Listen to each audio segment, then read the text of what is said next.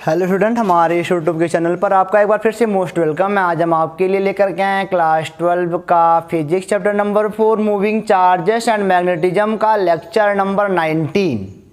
ठीक है ना। तो आज की टॉपिक हमारी है, क्योंकि आपका इस चैप्टर का 19वां लेक्चर चलने जा रहा है और अभी आगे कम से कम 10 या 12 लेक्चर भी और बनेंगे इस वाले मतलब कि लेस चैप्टर में, ताकि आप हर ओर से अपने आप को कंफर्टेबल पाओ कि इस चैप्टर का क्वेश्चन कहीं से भी आए आप उसको सॉल्व कर सको आराम से। तो आज की टॉपिक हमारी है लॉरेंज फोर्स। हो सकता है आपने इसको क्लास 10 में पढ़ रखा हो लेकिन समझ में कुछ ना आया हो। लॉरेंज फोर्स क्या होता है, आज की टॉपिक हमारी है लॉरेंज फोर्स। और हाँ, एक बात मैं और कह दूं कि अगर पीछे का वीडियो देख के नहीं आए हो तो सारा वीडियो देख लो, नहीं तो लॉरेंज फोर्स समझ में नहीं आने वाला। लॉरेंज फोर्स क्या होता है, चलिए खैर कोई बात नहीं। आज की टॉपिक हमारी है लॉरेंज फोर्स, LORENTZ फोर्स। इसकी स्पेलिंग यही होती है, इसको हिंदी में ऐसे लिखते हैं लॉरेंज फोर्स। लॉरेंज बल ये क्या होता है, लॉरेंज बल क्या होता है, तो हो सकता है कि आपको क्लास 10 का थोड़ा मोड़ा याद आ रहा हो, तो मैं थोड़ा मोड़ा और याद दिलाता हूँ। लॉरेंज फोर्स को बताने से पहले मान लो मैंने अब यहाँ पे मैं दो चीज़ों को लाने वाला हूँ। अब यहाँ पे इलेक्ट्रिक फील्ड भी आएगी और यहाँ पे मैग्नेटिक फील्ड भी आएगी, बी भी आएगा और ई भी आएगा। आप जानते हो कि जो इलेक्ट्रोस्टैटिक फोर्स है वह मूविंग चार्ज पर भी अप्लाई होता है और रेस्ट चार्ज पर भी अप्लाई होता है। इसकी खासियत है, इलेक्ट्रोस्टैटिक फोर्स की क्या खासियत है कि मूविंग चार्ज है तो उस पर भी अप्लाई होगा, और अगर बेटा रेस्ट वाला चार्ज है उस पर भी अप्लाई होगा। और चुंबकीय क्षेत्र की क्या खासियत है, इसकी खासियत है कि केवल मूविंग चार्ज पर अप्लाई होता है। बस इतना सा खासियत है, कोई बात नहीं। चलो मान लेते हैं, मैं भी यहाँ तक आपको धीरे धीरे लेके आता हूँ, ध्यान से देखना वीडियो को, शांतिपूर्वक समझने का काम करना। मान लो इलेक्ट्रिक फील्ड हमारा इधर है, ठीक है ना, और कोई चार्ज यहाँ पे क्यू रखा है, कोई चार्ज यहाँ पे क्या है क्यू रखा है। तो इस वाले इलेक्ट्रिक फोर्स की वजह से इस चार्ज पर एक क्यू बल लगेगा। इस वाले इलेक्ट्रिक फील्ड की वजह से इस वाले चार्ज क्यू पर अगर ये पॉजिटिव चार्ज है तो यह एक बल का अनुभव करेगा, और इसका बल किधर, पॉजिटिव चार्ज पर फोर्स किधर लगता है, इलेक्ट्रिक फील्ड की ओर, यानी कि F बराबर क्या होता है QE बल लगेगा इलेक्ट्रिक फील्ड की ओर। यह बल किधर है, इलेक्ट्रिक फील्ड की ओर है। यह बल आपका किधर है, इलेक्ट्रिक फील्ड की ओर। आप इसको बढ़िया से जानते हो, ठीक है ना। मैंने क्या बोला, मैंने बोला आपके पास एक इलेक्ट्रिक फील्ड है, उस इलेक्ट्रिक फील्ड में एक पॉजिटिव चार्ज क्यू रखा है, तो एक बल का अनुभव करेगा। कितना बल अनुभव करेगा, F = QE बल अनुभव करेगा। किधर करेगा, इलेक्ट्रिक फील्ड की ओर करेगा। आपने यहाँ तक पढ़ा, इसका यानी कि F का जो होगा डायरेक्शन वह क्या होगा, E का डायरेक्शन। अपने मतलब मैथमेटिकल में लिख सकते हो कि F का जो डायरेक्शन होगा वही E का डायरेक्शन होगा। फोर्स का डायरेक्शन = इलेक्ट्रिक फील्ड का डायरेक्शन, ठीक है। चलो अब मैं आपसे एक बात करता हूं। अब मैंने अगर बोला मान लो यहां पे कोई इनवर्ड मैग्नेटिक फील्ड हो, यहां पे मान लिया कोई इनवर्ड मैग्नेटिक फील्ड है और यहाँ पे एक चार्ज Q, यहाँ पे एक चार्ज Q इधर चल रहा है, इधर मैंने गतिमान कराया है, ठीक है। तो प्लस चार्ज है, पॉजिट्रॉन है, कह सकते हो। यह भी एक बल का अनुभव करेगा।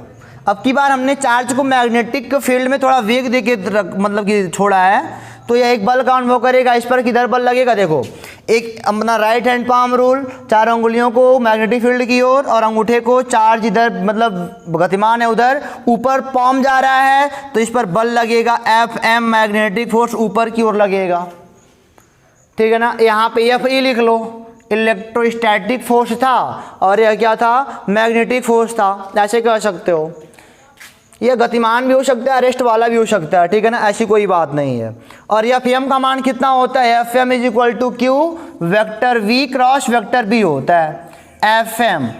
अब हमने कुछ ऐसा यहाँ पे कर दिया कि अगर इलेक्ट्रिक फील्ड और मैग्नेटिक फील्ड दोनों एक ही पास हों, ठीक है ना, क्या मैंने करा, अगर इलेक्ट्रिक फील्ड और मैग्नेटिक फील्ड दोनों एक ही पास हों, तब अगर कोई चार्ज Q है, दोनों को मिला करके, अगर मैंने कहा कि इलेक्ट्रिक फोर्स जो इस चार्ज पर इलेक्ट्रिक फोर्स लग रहा है और मैग्नेटिक फोर्स लग रहा है, जो अगर दोनों को मिला दिया जाए तो यही कहलाता है बेटा लॉरेंज फोर्स। यही क्या कहलाता है, लॉरेंज फोर्स कहलाता है। लॉरेंज फोर्स क्या होता है, when including electric force and magnetic force is to that called Lorentz force. जब हमने इंक्लूड कर लिया मैग्नेटिक फोर्स को भी और इलेक्ट्रिक फोर्स को भी, तो हमको क्या मिला, हमको लॉरेंज फोर्स मिला। तो लॉरेंज फोर्स सिंपल भाषा में क्या कर सकते हो, ऐसा कोई चार्ज पार्टिकल जिस मतलब कि जो इलेक्ट्रिक फील्ड में भी हो, मैग्नेटिक फील्ड में भी हो, तो दोनों के द्वारा बल का अनुभव करेगा, दोनों के द्वारा बल का अनुभव करेगा, तो दैट टाइम यही क्या कहलाता है, लॉरेंज फोर्स कहलाता है। लॉरेंज फोर्स कहलाता है। चलो कोई बात नहीं, यानी कि आप कह सकते हो F net is equal to electric force plus magnetic force. अब ऐसा केस अभी आगे मिलेगा आपको, अभी खाली आपको ये बताया जा रहा है कि लॉरेंज फोर्स होता क्या है। तो ऐसा कोई चार्ज जो इलेक्ट्रिक फील्ड में भी रखा हो, मैग्नेटिक फील्ड में भी रखा हो, तो इलेक्ट्रिक फोर्स को भी अनुभव करेगा और मैग्नेटिक फोर्स को भी अनुभव करेगा, दोनों को मिला दिया जाए तो जो एफ नेट आएगा यही क्या कहलाता है, लॉरेंज फोर्स कहलाता है। चलो अब यहाँ पे अगर बोला जाए एफ नेट, तो इलेक्ट्रिक फोर्स कितना है, क्यू ई प्लस, और मैग्नेटिक फोर्स कितना है बेटा, Q vector V cross vector V. यहाँ पे F net is equal to, आप आओगे क्यू कॉमन ले लोगे तो vector E plus vector B cross vector B, ए हो गया आपका लॉरेंज फोर्स। यही होता है आपका लॉरेंज फोर्स। अब बातें आती है कि जब, अब केस अब बनेंगे कि जब जो चार्ज पार्टिकल है, जब चार्ज पार्टिकल इलेक्ट्रिक फील्ड व मैग्नेटिक फील्ड में हो, तब उसका मोशन कैसा होगा, उसका मोशन कैसा होगा। अब देखो जरा, इस टॉपिक को देखने से आपको पता चल रहा है कि अब हम लोग इलेक्ट्रिक फोर्स को भी इसी में पढ़ेंगे और मैग्नेटिक फोर्स को भी पढ़ेंगे। अब दोनों मिलावटी हो गए, यानी कि पहला वाला चैप्टर और चौथा वाला चैप्टर दोनों अब मिक्स हो गए। अब इस पर पढ़ाई हम कर रहे हैं, दोनों मिक्स हो गए, यानी कि इलेक्ट्रोस्टैटिक फोर्स और मैग्नेटिक फोर्स ने मिलकर के आपस में अपने आप को क्या बनाया, लॉरेंज फोर्स बनाया। What is Lorentz force, Lorentz force क्या होता है, तो मतलब कि जब चार्ज पार्टिकल इलेक्ट्रिक फील्ड में भी हो, मैग्नेटिक फील्ड में भी हो, तो दोनों बल को अनुभव करता है। दोनों को मिलाने पर जो एफ नेट उस पर लगता है ना, वही क्या कहलाता है, वही कहलाएगा आपका लॉरेंज फोर्स। और F net is equal to Q bracket में vector E plus vector V cross vector B. यहाँ पे वेलोसिटी ऑफ चार्ज है, ये मैग्नेटिक फील्ड है, और ये क्या है, इलेक्ट्रिक फील्ड है, और ये मास, और ये चार्ज है आपका, और ये आपका एफ नेट है। यहाँ पे सारी बातें आप जान रहे हो। तो अब यहाँ पे कई सारे केस हैं, यहाँ पे कई सारे केस मिलने वाले हैं आपको, ठीक है ना। यहाँ पे अच्छी अच्छी टॉपिक आपको मिलने वाली हैं, और सारे केस को आप ध्यान से देख के पढ़ना। सारे केस को पढ़ लिया तो क्लियर है, मेंस के तो बेटा 10 नंबर के सवाल तो क्लियर हो ही जाएंगे 2 साल के लिए, ठीक है ना। तो इसको मिटा के हम लोग देखते हैं कि कैसा होगा, कैसा होगा इसका मोशन जब इलेक्ट्रिक फील्ड भी हो, मैग्नेटिक फील्ड भी हो। अब तक हमने केवल मैग्नेटिक फील्ड को देखा, अब इलेक्ट्रिक फील्ड भी आ गया इसी में, अब दोनों को देखेंगे कैसा मोशन करता है। तो इसको मिटा के चलते हैं आगे, देखते हैं क्या करता है। तो चलिए स्टूडेंट, यहाँ पे एक एक केस को सॉल्व करते हुए आगे चलते हैं। पहला केस है कि व्हेन बी पैरेलल ई, यानी कि जब आपका मैग्नेटिक फील्ड पैरेलल होगा इलेक्ट्रिक फील्ड के, जब आपका मैग्नेटिक फील्ड पैरेलल होगा इलेक्ट्रिक फील्ड के, यानी कि कुछ ऐसे, ये मान लो बेटा आपका मैग्नेटिक फील्ड है इधर ही, और इधर ही आपका मान लो इलेक्ट्रिक फील्ड है, और यहाँ पे कोई चार्ज Q, यहाँ पे कोई चार्ज Q अगर रेस्ट में, ध्यान देना एक एक केस को बढ़िया से देखना, यहाँ पे चार्ज Q कैस में है, रेस्ट में है, रेस्ट वाली पोजीशन में है चार्ज Q, और इधर ही बेटा आपका मतलब कि मैग्नेटिक फील्ड भी है, और इधर ही आपका इलेक्ट्रिक फील्ड भी है, और यहाँ पे कोई चार्ज Q रेस्ट में है। तो हम कहेंगे अगर रेस्ट में है तो अभी मैग्नेटिक फील्ड तो इनको छुएगा भी नहीं, अभी तो मैग्नेटिक फील्ड इनको कुछ नहीं करने वाला क्योंकि रेस्ट में है। लेकिन इलेक्ट्रिक फील्ड पॉजिटिव चार्ज है, मान लो Q इसका चार्ज है और M मास है, ये क्या करेगा, इलेक्ट्रिक फील्ड इन पर एक फोर्स लगाएगा Fe, एफ ई एक फोर्स लगेगा और इसका मतलब कितना होगा क्यू ई, यही लगेगा electrostatic force F E is equal to Q E होगा, जो कि किधर होगा, इलेक्ट्रिक फील्ड की ओर ही होगा। ठीक है ना, यानी कि इलेक्ट्रिक फील्ड के ऐसे कह सकते हो कि जो चार्ज पार्टिकल क्यू है वह एक्स अक्ष की ओर मूव करेगा, किसकी वजह से, इलेक्ट्रिक फील्ड की वजह से, क्योंकि उस पर उधर ही बल लग रहा है। और अभी तो इससे कोई मतलब इनका है ही नहीं, यानी कि आप कह सकते हो क्या कहा मैंने कि इलेक्ट्रिक फील्ड की वजह, यानी कि एफ ई एक्स कह सकते हो। ठीक है ना, यह फोर्स किधर लग रहा है, एक्स अक्ष के डायरेक्शन में लग रहा है, तो F E X is equal to क्या हो गया, क्यू ई हो गया। इतना बल मतलब इस पर लग रहा है। अब ये चलना शुरू कर देगा, ध्यान देना बेटा, अब ये चलना शुरू कर देगा। चलना शुरू करने का मतलब क्या, अगर जब चलना शुरू कर देगा ना तो मैग्नेटिक फील्ड भी हावी होना चाहेगा। ये सोच रहे हो आप, कोई बात नहीं, सोचो। अगर अच्छा मान लो जब एक्स मतलब इधर मूव करेगा तो दैट टाइम एक्सीलरेशन बनेगा इसका, एक्सीलरेशन। अगर जिधर देखो एक्स अतः है, जब एक्स अक्ष को मूव करेगा अतः एक्स अक्ष की ओर एक्सीलरेशन भी होगा, ये double C E L E R A T I O L, acceleration भी होगा, क्योंकि जिधर आपकी बॉडी मूव करेगी उधर ही आपका होता है एक्सीलरेशन, तो आपका एक्सीलरेशन भी होगा, ए एक्स होगा, नहीं ए एक्स बराबर क्या हो जाएगा, क्यू ई बटे एम। ए एक्स का मान कितना हो जाएगा, क्यू ई बटे एम। कैसे आया, यह बराबर होता है एम, ए होता है एम, ए एक्स कह सकते हो, क्यू ई हो जाएगा, तो हो जाएगा ए एक्स जो एक्सीलरेशन है तो हो जाएगा क्यू ई बाई क्या हो जाएगा बेटा, एम हो जाएगा। अरे वाह, एक्सीलरेशन आ गया ना। अब इनका निकाल लेते हैं वेलोसिटी। अब इसमें एक्सीलरेशन आ गया तो वेलोसिटी निकल जाएगी। ये एक्सीलरेशन कैसा है, कांस्टेंट है, तो आप कह सकते हो इसकी वेलोसिटी भी जिधर एक्सीलरेट करेगा उधर ही वेलोसिटी होगी, तो वी एक्स है। ठीक है ना, मैंने क्या बोला शुरू से फिर से देख सकते हो, मैंने कहा कि जब v आपकी ई के परपेंडिकुलर, ई के पैरेलल हो तो दैट टाइम आपने ऐसे देखा यहाँ पे कोई चार्ज रेस्ट में था, वह वी एक्स वेग से मूव करेगा, सीधी सीधी बात, इससे बल लगेगा तो कह सकते हो वी एक्स वेग से मूव करेगा आगे की ओर, और आगे की मूव करेगा तो इस पर इलेक्ट्रोस्टैटिक फोर्स काम करने की वजह से वी एक्स वेग से मूव कर रहा है, तो यह वी एक्स का मान निकाला क्यू ही आया, और मैंने बोला एक्सीलरेशन भी होगा तो एक्स का मान क्यू ई बाई एम आया। तो आप कह सकते हो वी एक्स बराबर अंतिम वेग बराबर प्रारंभिक वेग 0 प्लस ए टी, और ये कितना है, Q E by M into T. लो ये हो गया बेटा आपका अंतिम वेग v बराबर u प्लस ए टी, जहाँ पे v अंतिम वेग होता है, u प्रारंभिक वेग होता है, a एक्सीलरेशन होता है, कांस्टेंट के होता है यहाँ पे, और t टाइम होता है। तो v x इधर मूव कर रहा है, u प्रारंभिक रेस्ट में था तो 0, और Q E by M into T. अब यहाँ पे देख रहे हो ना, v x is equal to Q E by M into T, यानी कि जो v x है, v x is depends on t। इससे हमको मिला कि जो वी एक्स है टी पर डिपेंड कर, समय के साथ ये बढ़ता जाएगा, जितना समय ज़्यादा होता जाएगा ना वी एक्स भी क्या होता है, ज़्यादा होता जाएगा। अगर टाइम ज़्यादा होता जाएगा तो वेलोसिटी का मान भी ज़्यादा होता जाएगा। ये बात आप मतलब माइंड में सेट कर लो। तो इसकी वजह से हमको ये मिला, तमाम सारे कंक्लूजन ही है, इस पर क्वेश्चन बढ़िया बढ़िया मिलेंगे, आपको बस सोचना रहेगा। अच्छा यहाँ पे देखो मैग्नेटिक फोर्स का क्या रोल है, एफ एम, ये देख रहे हो मैग्नेटिक फोर्स के पैरेलल चल रहे हैं, जो पैरेलल चल रहे हैं तो ये कुछ नहीं करेगा, यहाँ पे एफ एम का मान कितना आ जाएगा, 0 आ जाएगा। ठीक है ना, तो ये खत्म हो गया। पहला केस है वी पैरेलल ई के है, एंड आपका चार्ज जो है ना वो रेस्ट में, ये आपका पहला केस है।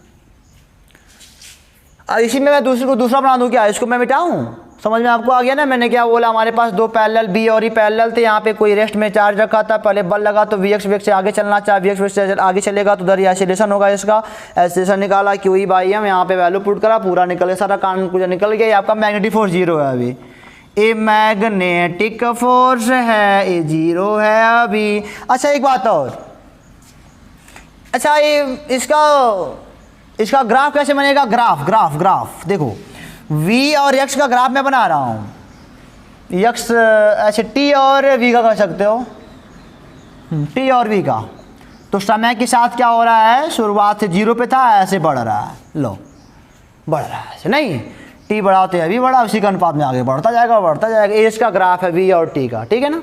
इसको मिटा के मैं एक बात आपको और बताता हूँ यहाँ पे। अच्छा मैं एक बात यहाँ पे और क्या बताऊँ, मान लिया जाए अब की बार चार्ज रेस्ट में ना हो, अब की बार जो आपका पॉजिटिव चार्ज है ना वो रेस्ट में ना हो, तब क्या होगा। अगर पॉजिटिव चार्ज रेस्ट में नहीं है तो दैट टाइम एक इंसिडेंट, मतलब कि अब बड़ा मज़ा आने वाला है। ए अब की बार मूव कर रहा है, अब की बार मैंने बोला है रेस्ट में नहीं है, अब की बार इनको हम लोग क्या कराते हैं, मूव कराते हैं। वही केस है, ई पैरेलल टू बी है, बट अब की बार मैंने बोला है इसको मूव कराओ। ये अब की मूविंग वाले पोजीशन में है, मूव कर रहा है, तो क्या होगा, तो ऐसे होगा। देखो ये मान लो पॉजिटिव चार्ज जैसे मूव कर रहा है आगे की ओर, वी नॉट वेलोसिटी से मान लो मूव कर रहा है, वी नॉट वेलोसिटी यानी कि इसका प्रारंभिक वेग अब मिल गया वी नॉट, प्रारंभिक वेग यही है, इनिशियल है INIT है, इनर्शियल वेलोसिटी है इनकी हो गई। फिर भी इधर इन पे ई अप्लाई होगा एक ठो, चाहे मूव करें चाहे कुछ करें, इलेक्ट्रिक फोर्स तो अप्लाई होना है, तो इलेक्ट्रिक फोर्स इधर ही लगेगा। पॉजिटिव चार्ज है तो इलेक्ट्रिक फील्ड की ओर यानी कि इलेक्ट्रिक फोर्स FE वो भी किधर, एक्स वाले डायरेक्शन में, किधर बेटा, एक्स वाले डायरेक्शन में, तो FEX इज इक्वल टू क्या हो जाएगा, QE। ये तो हो ही गया, ठीक है ना। एक बात और, अगर इधर मूव करेगा तो एक्सीलरेशन भी कुछ होगा उसका। एक्सीलरेशन निकालने के लिए फिर हम यही बोलेंगे, MAX रखोगे तो फिर आप पाओगे AX, उधर जिधर आपकी मूव कर रही है बॉडी उधर ही एक्सीलरेशन मिलने वाला है, तो QE बाई क्या हो जाएगा M। ये हो गया एक्सीलरेशन। अब की बात वेलोसिटी क्या होगी, अब मान लो चलते चलते वेलोसिटी क्या होगी, VX मान लो है। शुरुआत में V नॉट थी, लेकिन अभी लगाने लगे, अपना बल लगाने लगे तो VX मान लो अंतिम वेग हो गया VX, तो अंतिम वेग हो जाएगा VX बराबर प्रारंभिक वेग क्या हो गया V नॉट प्लस और AT, A मतलब कितना QE बाई M। और चूँकि मैग्नेट दोनों ही कांस्टेंट हैं, ध्यान देना दोनों ही कांस्टेंट हैं। और यहाँ पे हो जाएगा आपका T, हो जाएगा ना, T हो जाएगा। अब की बार देखो जरा फिर टाइम पे डिपेंड कर रहा है, VX फिर is depend on time, VX is depends on time, फिर टाइम पे डिपेंड कर रहा है, यानी कि समय बढ़ता जाएगा तो बेटा इसका वेग भी क्या होता जाएगा, बढ़ता जाएगा। समय के साथ साथ इसका वेग भी क्या होगा, बढ़ता जाएगा। ये सब बात अपने माइंड में बढ़िया से सेट कर लेना। और यहाँ पे अगर FM की मैं बात करूँ, मैग्नेटिक फोर्स, तो देखो जरा मैग्नेटिक फोर्स के मैग्नेटिक फील्ड के पैरेलल है, तो दैट टाइम फिर भी हो जाएगा 0 हो जाएगा। इसका V और T के बीच ग्राफ बनाओ तो क्या बनेगा, T और V के बीच ग्राफ बनाओ। शुरुआत में तो इनर्शियल था, अब फिर कुछ वेग शुरू में ले लिया है, तो यहाँ मान लो V नॉट है और उसके बाद T पर डिपेंड कर रहा है, तो ऐसे भागेगा, इसका ग्राफ ऐसे बनेगा, क्योंकि V नॉट तो शुरू में ही हो गया था। अरे भाई V नॉट मतलब कि कुछ वेग शुरू से ही पा गया था, उसके बाद T के समय साथ बढ़ने लगा, और पिछले वाले में क्या था, रेस्ट से था। तो ये ग्राफ में इसके अंतर होता है, ठीक है ना। ये हो गया आपका दूसरा केस था। इस केस को ख़त्म करते हैं, अब हम चलते हैं तीसरे केस पे। और इसका पाथ कैसा होगा, स्ट्रेट लाइन ही होगा। इसका पाथ कैसा होगा, स्ट्रेट लाइन। स्ट्रेट लाइन का मतलब क्या बच्चों, सीधी रेखा। और क्या, इसको मिटा के तीसरा केस देखते हैं। तो तीसरा केस देखते हैं बेटा। तीसरा केस है कि माना जो आपका चार्ज पार्टिकल है, चार्ज पार्टिकल ऊपर परपेंडिकुलर है वेक्टर E यानी कि इलेक्ट्रिक फील्ड के भी एंड मैग्नेटिक फील्ड के भी। जो चार्ज पार्टिकल है वह इलेक्ट्रिक फील्ड और मैग्नेटिक फील्ड दोनों के परपेंडिकुलर है, यानी कि अब की बार मान लो ये आपका मैग्नेटिक फील्ड V है और ये आपका इलेक्ट्रिक फील्ड E है। अब की बार आपका चार्ज पार्टिकल मूव कर रहा है, ऐसे V नॉट वेग से मान लो मूव कर रहा है, ठीक है ना। अब की बार क्या ख्याल होंगे, चलो कोई बात नहीं, ऐसे मूव कर रहा है। तो सबसे पहले बात मैं F की बात मतलब इलेक्ट्रोस्टैटिक फोर्स की मैं बात कर लूँ, तो ये वाला इन पर कोई पॉजिटिव चार्ज पार्टिकल है तो इधर फोर्स लगाएगा कितना, FEX, यानी कि F electrostatic force in the direction of X is equal to QE, कितना फोर्स लगाएगा। देखना ये Y में मूव कर रहा है, Y में छोड़ा गया है इसको। अब चलो जरा देख लेते हैं, अब इधर चलेगा तो इसकी कुछ वेलोसिटी होगी VX, मैं सारी बातें लिखवा नहीं रहा हूँ। इसकी इधर चलेगा तो इसे कुछ वेलोसिटी एक्स के डायरेक्शन में होगी ना। यहाँ पे एक्स क्यों मैं बार बार लिख रहा हूँ, एक्स के डायरेक्शन में वेलोसिटी है तो वी एक्स हो जाएगा। तो आप कहोगे वी एक्स बराबर प्रारंभिक वेग, इसके लिए इधर बताओ प्रारंभिक वेग तो वाई डायरेक्शन में था ना, प्रारंभिक वेग किधर था, वाई डायरेक्शन में था। इधर कितना प्रारंभिक वेग, प्रारंभिक वेग इधर थोड़ी कुछ हुआ है, इधर तो अंतिम है वी एक्स। प्रारंभिक वेग वी नॉट वाई के डायरेक्शन में था, इधर कुछ नहीं था, तो इधर जीरो हो जाएगा प्रारंभिक। और ए टी, ए का मान रखना पड़ेगा।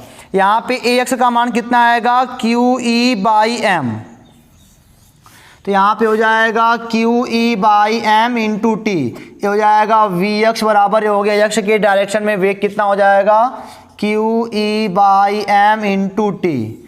ये समझे ना, यहाँ पे जीरो क्यों हुआ है, क्योंकि बेटा इनर्शियल वेलोसिटी इनका वाई के डायरेक्शन में ना कि एक्स के डायरेक्शन में। हम काम कर रहे हैं एफ ई के मतलब कि इलेक्ट्रोस्टैटिक के लिए काम कर रहे हैं तो एक्स पे चलना पड़ रहा है। चलो अब चलो निकाल लेते हैं मैग्नेटिक फोर्स, देख लेते हैं क्या है। मैग्नेटिक फोर्स एफ एम बराबर कहोगे sir Q V B sine theta होता है। अब की बार तो परपेंडिकुलर है, अब की बार परपेंडिकुलर है। परपेंडिकुलर होने का मतलब क्या, मैग्नेटिक फील्ड जब वेलोसिटी के परपेंडिकुलर होते तो उसका पाथ बनाता है चार्ज का, गोल गोल गोल गोल सर्कुलर पाथ बनाएगा वो। अब देखो यहाँ पे वेलोसिटी और ये आपका बी 90 डिग्री बनाएगा, 90 डिग्री यहाँ पे, तो एफ एम बराबर क्या हो जाएगा, क्यू वी बी हो जाएगा इस वाले अवस्था में। ऐसे सवाल बढ़िया बढ़िया मिलेंगे सारे आपको, जब तक ये सारे मतलब कि जब तक ये सारे टॉपिक आपको मतलब कि कंफर्म नहीं रहेंगे तब तक सवाल में फंसते रहोगे, मरते रहोगे। या फिर बराबर क्या आ गया, क्यू वी भी आ गया। और इसका रेडियस कितना होगा, अगर गोल गोल घुमाएगा तो इसका रेडियस कितना होगा, एम बराबर और आर बराबर M V upon Q B होगा। और वी नॉट लगा लो यहाँ पे, क्योंकि ऊपर खाली है, यही वेग ऊपर बस है, ठीक है ना। इधर से इसका कोई मतलब है ही नहीं, तो इसके बारे में बिल्कुल कुछ मत सोचना। इधर तो कुछ वेग है, इसका वेग तो दे ही रहा है बेचारा, ये तो दे ही रहा है, लेकिन ऊपर तो खाली बेटा वी नॉट ही रिस्पॉन्सिबल है। तो यहाँ पे क्या हो जाएगा, एम वी नॉट अपान केवल क्यू वी, यहाँ पे इसका कोई रोल नहीं होने वाला, क्योंकि मैग्नेटिक फील्ड पर कोई असर ही नहीं कर पाती, इस वाली वेलोसिटी इसका कोई मतलब ही नहीं होने वाला। और हाँ एक बात और मैं आपको बता देता हूँ, इसका पाथ कैसा होगा। ये मान लो यहाँ से तो सर्कुलर ऐसे होगा, circular circular circular circular circular होगा, और ये आगे भी तो बढ़ना है इसको ना, इसी वेग से आगे भी तो बढ़ना है वी एक्स वेग से। और यहाँ पे देख रहे हो कि V X is depend on time, V X is depends on time, जो वी एक्स और टाइम पर डिपेंड भी तो कर रहा है। अब क्या करोगे, अब क्या करोगे, इधर देखो वी एक्स तेजी से बढ़ रहा है, ये गोल गोल गोल गोल हो भी रहे हैं और ऐसे बढ़ रहे हैं, देखो ऐसे, मतलब कि मैं बढ़िया से अगर बनाऊं तो ये देखो अब की हेलिकल पाथ ही तो है, पाथ हेलिकल ही है, पाथ हेलिकल ही है, बट हर बार इनका पिच बढ़ता जा रहा है, क्योंकि वेलोसिटी आगे की ओर टाइम के साथ बढ़ती जा रही है, वेलोसिटी टाइम के साथ बढ़ती जा रही है, ठीक है ना। एक ऐसा increasing helical path, increasing helical path है बेटा, ध्यान देना। यानी कि अगर पिच कहूँ मैं, या तो पिच यहाँ से कहो या तो यहाँ से कहो। ये मान लो P1 है, ये मान लो P2 है, और ये मान लो P3 है, तो आप कह सकते हो P3 बड़ा है P2 से, P2 बड़ा है P1 से। क्यों ऐसा हो रहा है बेटा, क्योंकि टाइम पे Vx डिपेंड कर रहा है, तो मतलब इनको और जैसे से आगे जा रहा है और दूरी बढ़ती जा रही है, ठीक है ना। तो ये हो गया आपका जब चार्ज पार्टिकल मतलब कि V नॉट वेग से गतिमान है। केस ऐसे लिखना, जब चार्ज पार्टिकल V नॉट वेग से गतिमान है और E और B के परपेंडिकुलर है, तो दैट टाइम यहाँ पे ये सारी कहानी ये हम निकाले, क्यों, क्योंकि यहाँ पे ये बताया, आपका पाथ बताया कि ऐसे पाथ होगा, ठीक है ना, इसलिए निकाले इसको। टाइम के साथ बढ़ रहा है वी एक्स का मान टाइम के साथ बढ़ रहा है, तो आगे जाता जाएगा, ठीक है ना। इसको सारे कॉन्सेप्ट अपने माइंड में सेट करते रहो, कॉपी पे नोट करते रहो, इसको मिटा के आगे चलते हैं, फिर देखते हैं क्या कहता है। तो अब की बार जो आपका स्टूडेंट चौथा केस है, ये ऐसे बनाया जाएगा कि when theta is angle between charge particle and vector v और vector e, यानी कि बेटा ऐसे कर सकते हो कि अब की बार और and vector b parallel vector e है, vector B parallel vector E है, ठीक है ना। अब की बार ऐसे है केस कि मान लो ये आपका वेक्टर बी इधर ही है और इधर ही आपका वेक्टर ई भी है। अब की बार आपका जो चार्ज पार्टिकल है वो आपका मैंने ऐसे v नॉट वेग से गतिमान कर दिया। लो अब कहानी क्या होगी, कुछ नहीं होगा सर, बस देखते रहो। v नॉट होगा तो हम फिर इसको दो कंपोनेंट देंगे। एक मान लो ये थीटा एंगल पे है, ई और बी से थीटा एंगल पे है ना, तो हो जाएगा v नॉट कॉस थीटा और परपेंडिकुलर वाला component v not sine theta. ठीक है ना, ये सारी बातें आपको समझ में आती है। जब भी थीटा उठा केस आएगा तो आपको कंपोनेंट हर बार लेना पड़ेगा। तो v not sine theta and v not cos theta आपके हो गए कंपोनेंट। चलो कोई बात नहीं। इस वाले चार्ज पर ये तो v नॉट कॉस थीटा से आगे बढ़ रहा था। पीछे वाला अगर केस आपको याद होगा पिछले वाले लेक्चर का जो देखा होगा जिन्होंने, तो यहाँ पे केवल मैग्नेटिक फील्ड थी, वहाँ पे केवल मैग्नेटिक फील्ड थी, तो यहाँ पे v नॉट कॉस मैंने कांस्टेंट लिख दिया था। लेकिन यहाँ पे इलेक्ट्रिक फील्ड भी है, मैग्नेटिक फील्ड भी है। अब ये तो v नॉट कॉस थीटा से बढ़ना चाह रहा था, लेकिन इलेक्ट्रिक फील्ड वो लग गया यहीं बेचारे के यक्ष वाले डायरेक्शन में। ये आपका यक्ष का है, ये वाई का है। अब इलेक्ट्रिक फील्ड भी लाके चाँप दिया, आइसोलेशन बन गया, वेलोसिटी बन गई वहीं पे। तो आपने क्या देखा, इस पर एक बल लगेगा, इधर यहाँ एक बल लगेगा। कितना, F(E(x) जिसे कहते हो आप QE। तो यहाँ से AX का मान कितना आएगा, मतलब isolation in the direction of x, QE/m। ये आपका आ गया आइसोलेशन। तो यहाँ पे हम क्या पा जाएंगे बेटा, इसके लिए हम पाएंगे v नॉट कॉस थीटा से आगे बढ़ रहा था। ए वेव की इनर्शियल वेलोसिटी है, इसकी इनर्शियल वेलोसिटी है। लेकिन इनर्शियल रहता, अगर ई ना होता तो इनर्शियल रहता, ई आके सब गड़बड़ कर दिया खेल। अब लास्ट में मान लो अंतिम वेग इसका vx हो गया, तो हो जाएगा अंतिम वेग vx बराबर प्रारंभिक वेग v not cos theta plus ये हो जाएगा QE/m इंटू टाइम भी तो लग रहा है। अब की बार भी देख रहे हो क्या कि vx टाइम पर डिपेंड कर रहा है। vx is depends on time, देख रहे हो बढ़िया से ना। vx is depend on time हो गया, ये इनका खेल खत्म हो गया, ये इतना रोल करेंगे। अब आ जाओ मैग्नेटिक फील्ड पे। मैग्नेटिक फील्ड के v not sine theta perpendicular है, कोई बात नहीं। या फिर यहीं से निकाल सकते हो मैग्नेटिक फोर्स Fm बराबर QVB साइन थीटा पड़े ही हो ना, इनसे थीटा एंगल पे है साइन थीटा पे, ऊपर का सारा मतलब कि परपेंडिकुलर पे v नॉट साइन थीटा है, तो QV और परपेंडिकुलर का आपका हो गया वेलोसिटी QVB साइन थीटा होता है, तो QB तो हो ही गया, परपेंडिकुलर की वेलोसिटी क्या है, v साइन थीटा है। और साइन थीटा है, थीटा का मान है QVB साइन थीटा, कोई बात नहीं, यही होगा। थीटा का मान लिखे ही नहीं है तो कैसे होगा। F बराबर हो गया कितना, QVB साइन थीटा। फिर इनको ये क्या कराएगा, ऐसे मतलब परपेंडिकुलर है तो इनको भी ऐसे ऐसे ऐसे ऐसे ऐसे ऐसे ऐसे मूव कराएगा। और इधर देख रहे हो कि वेलोसिटी टाइम पर डिपेंड करे, vx हर क्षण बदलता जा रहा है, बदलता जा रहा है, बदलता जा रहा है, तो फिर जो पाथ होगा आपका फिर ऐसे होगा। यानी कि ए पिच मान लो P1 है और ए पिच मान लो P2 है, ए पिच मान लो P3 है, तो फिर कहोगे P3 is greater then P2 is greater then P1। ठीक है ना, समझे हमारी बात को ना। मैंने क्या बोला कि v नॉट से थीटा एंगल पे घुसा बेचारा, तो इलेक्ट्रिक फील्ड भी है, मैग्नेटिक फील्ड भी है। इलेक्ट्रिक फील्ड देखो शुरुआत में तो v नॉट कॉस थीटा इसका इधर का कंपोनेंट था, इधर v not sine theta component था। तो अब जब e भी लग गया तो इसका वेग बदल के vx मैंने बोल दिया vx होगा, तो दैट टाइम अंतिम बराबर प्रारंभिक से यहाँ से a का मान निकाल लिया, आइसोलेशन भी तो बनेगा दैट टाइम।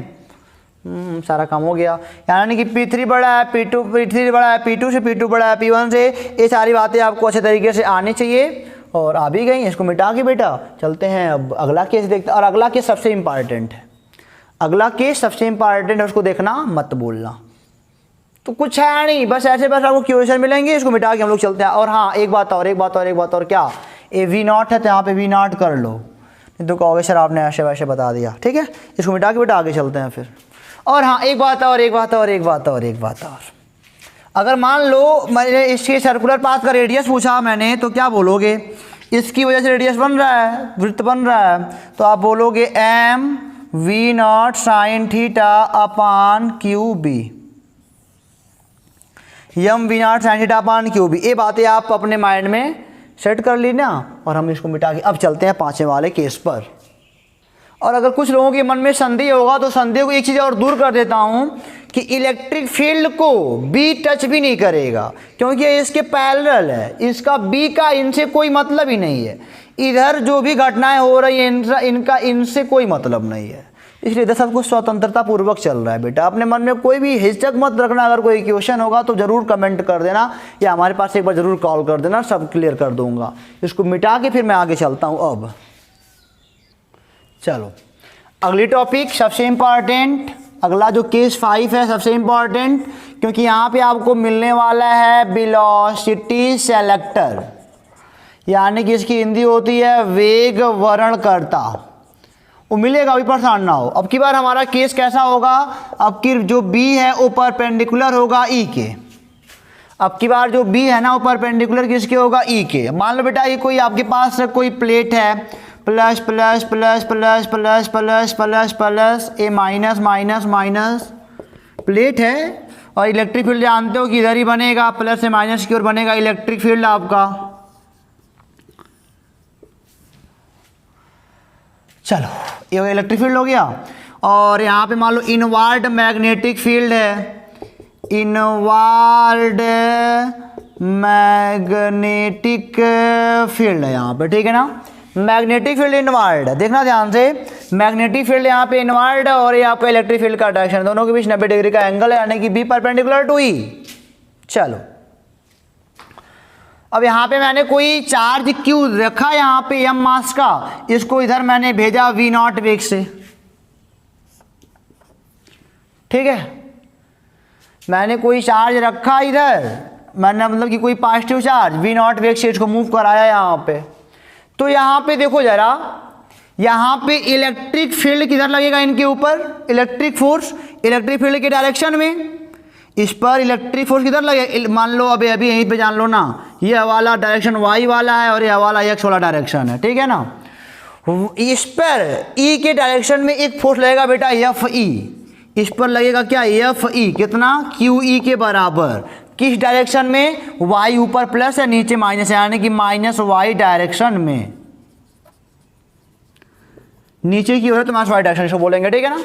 और हाँ, चुंबकीय क्षेत्र की वजह से इस पर एक बल लगेगा, देखो राइट हैंड पाम रूल लगाओ फटाफट से।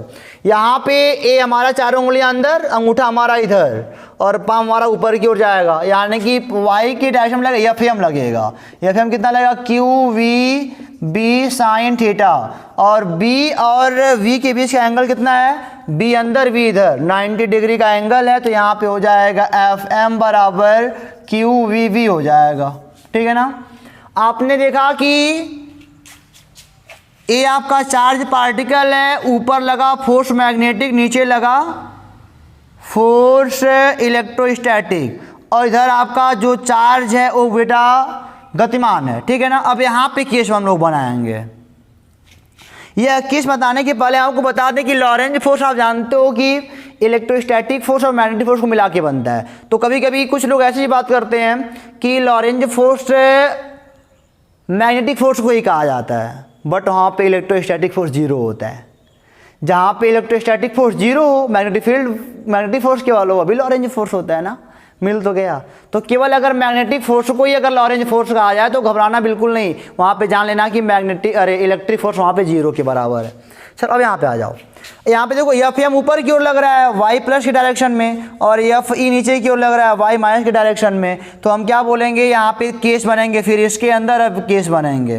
केस पहला क्या है, इफ एफ एम छोटा हुआ एफ ई से, अगर एफ एम छोटा हुआ एफ ई से तो पाथ हमारा कैसा होगा, यानी कि बेटा एफ एम का मतलब क्या, क्यू वी बी अगर छोटा हुआ क्यू ई से, क्यू वी भी छोटा हुआ अगर क्यू ई से, मतलब कि एफ ई बड़ा है, एफ ई बड़ा है, अगर एफ ई बड़ा है तो अपने ओर खींचेगा और ये थोड़ा मोड़ा अपने ओर खींचेगा, तो एट लास्ट इनका पाथ होगा ना, ऐसे ऐसे ऐसे ऐसे ऐसे ऐसे गिरेंगे, ऐसे ए इनका पाथ होगा। तो क्योंकि ये हावी है और ये धीरे कमजोर है, धीरे धीरे धीरे धीरे इनको नीचे ला देगा, ऐसे धीरे धीरे नीचे लाएगा, ठीक है ना। एज का हो गया पाथ आपका। केस सेकेंड में मैं अगर बोलूँ if F M is greater than F E, यानी कि Q V B is greater than Q E. अब की बार क्या होगा, अब की बार देखो ज़रा, अब की बार एफ एम बड़ा हो रहा है, एफ ई छोटा हो रहा है, तो दैट टाइम देखो ये सीधे थोड़ी ऊपर जाएगा या नीचे भी खींचेगा, तो ये ऐसा बनेगा, ऐसा ऐसा ऐसा बनेगा, ठीक है ना। ए इसका डायरेक्शन, ए इसका वाला पाथ है, चार्ज क्यू का पाथ है, क्यू का जो भी चार्ज है क्यू सी का पाथ है। ये पहले वाले केस के लिए पहला वाला पाथ है, ये दूसरे वाले केस के लिए दूसरा वाला पाथ है। तीसरा और सबसे इंपॉर्टेंट केस, अगर एफ एम बराबर हुआ एफ ई के, if F M is equal to F E के बराबर हो गया, तो दैट टाइम यहाँ पे लॉरेंज फोर्स पहले जीरो बोलेंगे, यहाँ पे कोई लॉरेंज फोर्स नहीं है। अगर एफ एम बराबर हो गया एफ ई के, तो यहाँ पे इसे क्या बोला जाएगा, लॉरेंज फोर्स लॉरेंज फोर्स का जीरो हो गया यहाँ पे, ठीक है ना। क्यों, आप जानते हो कि लॉरेंज फोर्स जो एफ नेट पड़े हो F E plus F magnetic F M होता है, ठीक है ना। और जितना ऊपर उतना नीचे लग गया, बराबर है ई, तो लगा देंगे, घटाना लगा देंगे, हो जाएगा जीरो। यानी कि जब लॉरेंज फोर्स जीरो होता है तो दैट टाइम एफ एम बराबर क्या हो जाता है, एफ ई हो जाता है। अगर ऐसा केस हुआ तब आप कहोगे क्यू वी बी बराबर क्यू ई, ए क्यू से क्यू कैंसिल, वी बराबर हो जाएगा ई बाई बी। इसी को हम कहते हैं स्टूडेंट वेलोसिटी सेलेक्टर। इसी को हम क्या कहते हैं, वेलोसिटी सेलेक्टर, वेग वर्णनकर्ता। यहीं से हम लोग आगे की पढ़ाई करेंगे, यहीं से आगे की पढ़ाई हम लोग करेंगे। अपने बुक में यहीं तक है बस, इसके आगे की पढ़ाई हम लोग कॉलेज टाइम में करेंगे जब करना होगा। हालांकि फिर भी मैं कुछ इंस्ट्रूमेंट खोजता रहूँगा अपनी अपनी बुकों में, जो भी होगा इसके आगे और भी बताऊँगा आपको जो भी होगा।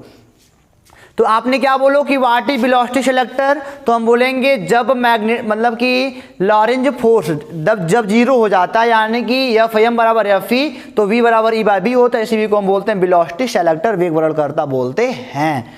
ये है आज की टॉपिक यहाँ तक, ठीक है ना। इसी को हम क्या बोलते हैं, वेग।